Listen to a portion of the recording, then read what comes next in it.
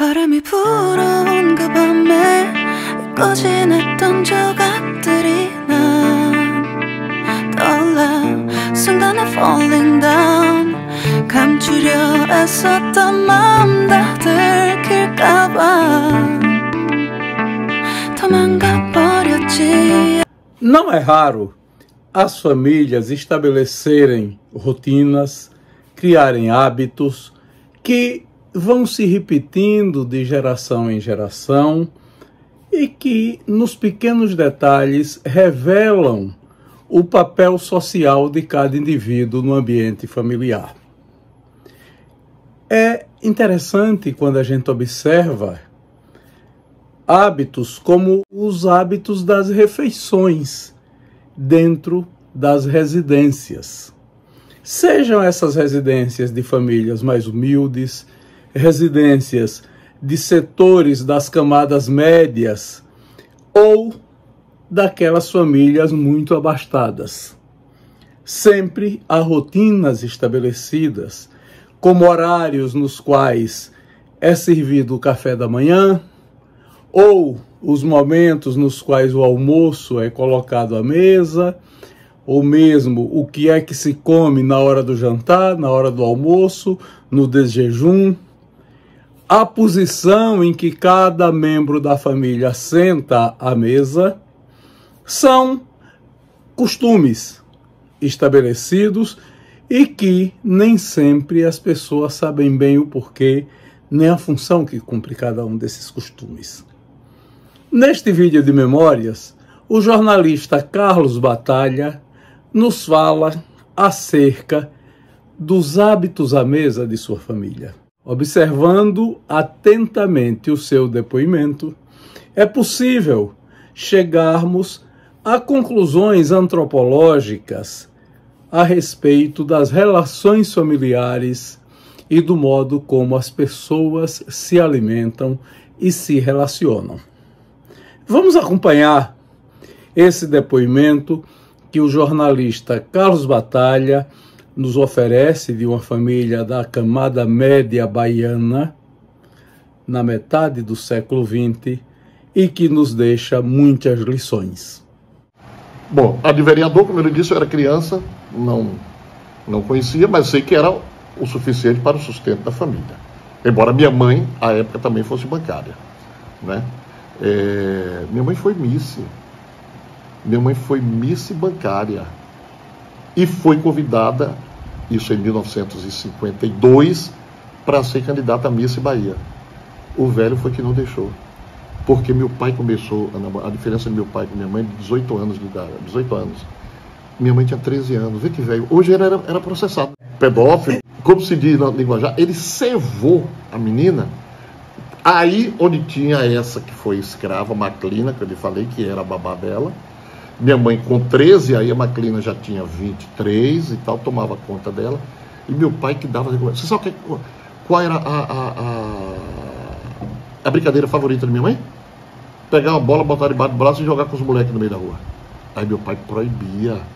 Isso com o consentimento do meu avô e de minha avó.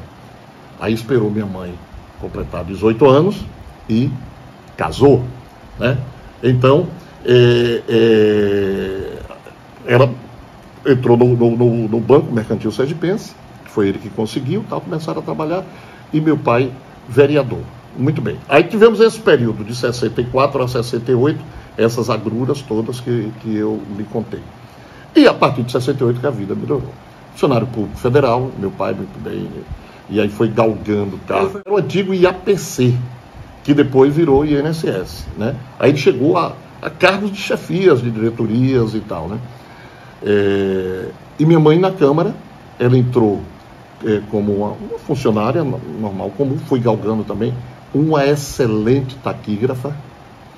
Aí depois foi para a chefia de gabinete do ACM. Meu pai é nome de rua em Salvador, você conhece bem Salvador, é o bairro Costa Azul. Quando você vem da Itapuana, para que você dobra da Costa Azul, ali é Rua Vicente Batalha, é o nome da rua, pelo trabalho que ele prestou muito e tal. Depois, nesse período, também ele teve um outro cargo, Ele, é aquelas coisas, Jorge, quando as coisas são ruins, parece tudo ruim. Quando começa boa... Nesse mesmo período, meu pai foi chamado e assumiu a diretoria o que seria aqui a Insurb, no caso Salvador, é até hoje Limpurb. E ele foi durante 3 anos, ele tinha um cargo federal e era diretor da Limpurb, que era a limpeza urbana, a limpeza pública de Salvador, e à época foi considerado, o prefeito era Heitor Dias, e na época foi considerado, que é padrinho de uma das minhas irmãs, e Salvador na época foi uma das épocas que ela foi considerada a cidade mais limpa e tal, essas coisas todas. Então, a situação de vida deles foram essas. A família não teve nenhum status de riqueza, aquela coisa toda, mas dentro de uma condição da classe média que deu para se viver, né? Quando nós atingimos a adolescência, sim, né? Antes, não, né? Passamos pelas agruras que passamos. E depois, cada um foi procurando o seu caminho, foi trabalhando e tal. E aí, quando sai uma boca para comer em casa, é um alívio, né? Não? Eu já lhe disse, desculpe interrompê-lo e já interrompê-lo. Eu já lhe disse que o burro de carga na casa era eu, né? Muito bem. Olha, eu vou passar esse vídeo, memória de jornalista, vou mandar para a dona Nélia Pereira Matos assistir em Salvador e ela vai me xingar tudo. Sabe como é que ela me chama?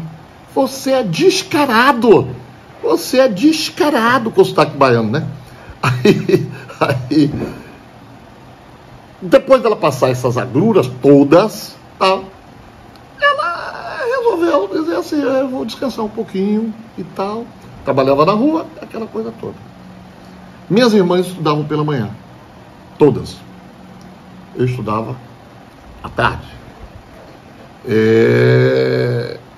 Você sabe quem fazia o café das meninas? Ou meu pai, ou eu. Farinha láctea, desculpe a propaganda aqui, vitamina de banana, vitamina de abacate. Era eu que fazia. Como o colégio era próximo, 6 horas, porque a aula começava 7h30, tal, naquela época, né? Normalmente 6 horas. Era botando, chamando uma, vestindo a roupa, vem Sheila, vem, botava na mesa, vem Ana, vem Tarita não, porque a menorzinha, era na época a menorzinha, a caçulinha, e é hoje a caçula, e sempre foi a que recebeu os maiores dengos. Você sabe como é o apelido dessa irmã minha, Tarita, que eu amo por demais, como a todas? Leitinho. Sabe por quê? Porque na época das agruras, leitinho era caríssimo, a lata de leitinho. E meu pai tinha a cara de pau, ela a preferida dele, de nós, simples mortais, sim, em frente lá de casa, assim, quase que em frente, tinha um estábulo, uma cocheira. Essa juventude de hoje não sabe nada disso. Ô Jorge, eu levava minhas irmãs pra gente beber o leite saindo do peito da vaca.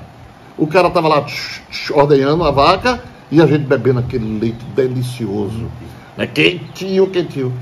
Mas a Tarita não, a privilegiada, só tomava leitinho.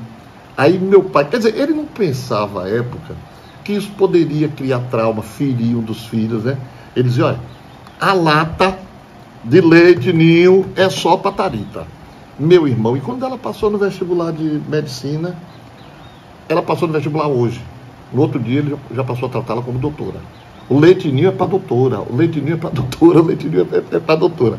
E um detalhe que eu só vim saber agora, recentemente, há pouco tempo, 1 ano mais ou menos, 2 anos, é que eu relembrei essa história de leite ninho, e nós temos um grupo, que foi Valéria, minha mulher, que fez, Garotas de Love. Olha, Garotas de Love, que são tudo mulheres, né? E aí eu coloquei, eu disse, a partir de hoje, Tarita é leitinho, doutora leitinho. O marido chama de leitinho, os 2 filhos chamam de leitinho. Ela tem 2 filhos maravilhosos que são engenheiros, Rodrigo e Luara. A Luara hoje mora nos Estados Unidos. Escritora, sua colega, me concedeu, acabou de lançar o primeiro livro, Antônia Carreiro, que é uma obra de ficção, romance de ficção. Eu, inclusive, a entrevistei há poucos dias no Batalha na Jornal. Aí, recentemente, Jorge, é coisa de 1 ano, o marido dela, que também é engenheiro, meu querido cunhado Miguel, A gente falando a história de Leite Ninho, ele chegou para mim e fez: Bel, você não sabe de uma coisa. Eu disse: o que foi? Ele disse: no meu casamento com sua irmã, na hora que seu Batalha me entregou as mãos dela no altar, ele chegou no meu ouvido e fez: nunca deixe faltar Leite Ninho para a doutora. Se faltar, você me peça o dinheiro. Veja, Jorge, como criação de pais naquela época, né? Hoje, infelizmente, a gente vê muitos pais deixando os filhos aí a Deus dará, né? Então, era isso. Eu ia buscar lá na escola, eu era aquele protetor como o único filho. Isso acontecia aos finais de semana. A cabeceira era de meu pai, a outra cabeceira era minha, como homem. Minha mãe ao lado direito dele e as 4 irmãs distribuídas aqui.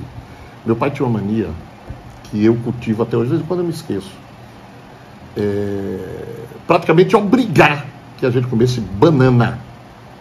Ele dizia: banana faz bem para o músculo, é potássio, é não sei o que, a gente não entendia nada, mas ele tocava ali banana para a gente. Às vezes a gente já estava comendo. E outra coisa, meu amigo, você escolheu o que queria comer, né? Lá em casa só ia um tipo de comida maneira: feijão, arroz, farinha. Aí eu ia o bife, ou ia a galinha. Sim, galinha salvou a gente, porque meu pai fez na extensão da casa, eu acho que devia ser uns 40 metros mais ou menos, frente e fundo, ele fez um galinheiro. Mas não foi nessa época que estava sem nada, mas não foi um galinheiro não. O galinheiro era todo azulejado, era todo bonitinho. Como ele conseguia dinheiro para isso, eu não sei. Eu cuidava, ajudava a cuidar, ele também e tal, aquelas coisas todas e tal. E eu escolhi de predileção um galo branco, bonitão, com as pistas vermelhas. Chega um dia o meu aniversário. E a gente vendia galinha também, e nessa banquinha que ficava eu e minha irmã, vendia ovos, só não vendia galinha batida, claro. Aí, um belo dia era meu aniversário, e minha mãe chamou minhas tias e tal. Aí, serve o almoço, aquela mesa grande, serve o almoço. Aí uma tia minha faz assim: ô Nélia, aqui é galo, é galinha. Aí minha mãe fez: é um galo. Rapaz, eu corri pro galinheiro, tinha matado meu galo. Jorge, eu devia ter meus 12 anos, 13 anos. Eu peguei, joguei, botei a toalha, joguei pra cima, dia do meu aniversário. Tomei-lhe uma surra que não foi fácil. Outra coisa, certa feita eu passei 24 horas, mais ou menos isso, sem comer. Sabe por quê? Porque hoje a gente vê o filho fazer cada uma. Botaram comida, fizeram comida e tal. E eu não gostei, eu fiz assim: não quero essa porcaria não. Empurrei o prato. Meu pai se levanta da mesa: vai pro quarto. Aí quando eu fui pro quarto, ele meteu a mão na chave, passou pelo lado de fora. Eu ouvi a minha mãe: Vicente, ela chamava ele de Vicente. Às vezes chamava Batalha, chamava Vicente. Bel tá com fome. Tá não, deixa ele lá. Então era assim a criação da gente. Cuscuz, né? Pão, manteiga, inhame, sempre tinha inhame. Macaxeira é mais o costume daqui, né? Que eu adoro, não dispenso a macaxeira. Mas era praticamente isso. Não tinha mais, porque não tinha opção. E fruta tinha muito. Porque, repito, tinha laranja lá em casa, tinha banana, tinha jaca, mas jaca a gente não comia, tinha goiaba, tinha uva, tinha manga, tinha jambo, tinha pinha, que eu não falei. Então a mesa era farta dessas alimentações, sabe? Esses nutrientes. Meu pai, na época de desempregado, saía supostamente para trabalhar. Minha mãe ficava dentro de casa fazendo bolo, fazendo as bonecas, fazendo os doces e tal. Depois que ela arranjou emprego, saía para trabalhar. E eu ficava em casa sozinho, porque 11 horas da manhã é que eu pegava o buzu, 2 buzus, para ir do Paiva para o Garcia, onde era o colégio, né? É como se você tivesse na 13 e pegasse um ônibus para ir para o Bugio, para ir para um lugar assim mais distante, sabe? Pronto, aí eu ia para Alvieira, e na volta, normalmente, um desses colegas ricos, que já tinha o carro, me trazia em casa. Aí era aquela comida mesmo, do arroz, do feijão, da farinha, do macarrão, e sempre ou uma carne, ou uma galinha, ou uma panqueca, ou uma fritada. Agora eu tenho um detalhe interessante sobre comer. Às vezes, quando a pessoa, eu não como isso, como aquilo, aí eu conto esse exemplo. A minha tia Idene, que morava na Vasco da Gama, ali no pé da ladeira do Garcia, que era praticamente uma chácara também, ao lado da casa dela, no fundo da casa dela, na realidade, morava a Maclina, que eu já lhe falei, que foi escrava, a Maclina, que veio a casar com o Gari, um varredor de rua. E eles moravam no casebrezinho, de terra batida. Não tinha energia, era candeeiro. Jorge, eu adorava quando chegava as férias de junho ou as férias de dezembro, que eu ou vinha para Aracaju ou ia para casa de minha tia Idene. Mas você sabe qual era que minha tia Idene era assim, liberal. Ela deixava a gente saía descalço, subia aquela ladeira do Garcia, ia pro Garcia ali. E você sabe o que era que a gente comia todo dia? Eu, Eduardo e Genário já é falecido, meus primos, nós íamos comer na casa do Gari, na casa de Maclina, rapaz. Porque ela preparava feijão para ele, no fogareiro de barro. E a gente comia aquilo de mão, fazia aquele bolo, quase todo dia. Que coisa gostosa lá. E o Gari estava lá, vinha de rua, sem condição de asseio nem nada, mas não estava nem ligando. Os horários não coincidiam. Não coincidiam. Aí o jantar também não coincidia. Rapaz, eu comia. Eu comia à época, viu, bicho? Não, as meninas comiam o que ofereciam, mas eu já via, no período de escola, como diz o outro, eu já havia praticamente comido, mas ainda comia em casa. Porque era o seguinte, o pão com a manteiga não faltava, um queijinho e tal, né? O café. No almoço nunca faltou suco.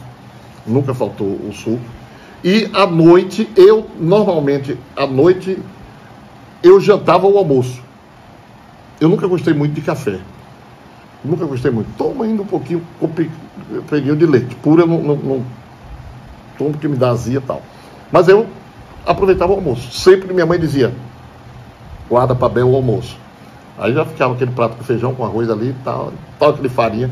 Interessante que hoje eu não como farinha, não gosto de farinha. Mas naquela época, tome farinha. Era prazeroso por demais.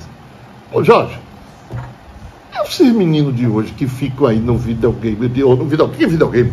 Na internet aí, tá? Já subiu no pé de árvore, meu Deus do céu. Subia no pé de árvore. Ficava chupando manga lá em cima, rapaz, na árvore. Goiabeira, jaqueira. Era bom demais.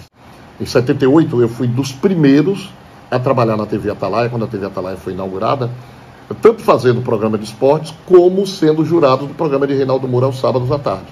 E o produtor do programa de Reinaldo era o saudoso Andrade, pai de Nestor, que morava ali no Amintas Gacei. E eu ia para lá, tinha uma muretazinha, ficava sentado, a bebida da época era Montila, bebendo rum, Montila, eu e Nestor, era Cuba Livre. E aí ele falando das namoradas e companhia limitada e por aí.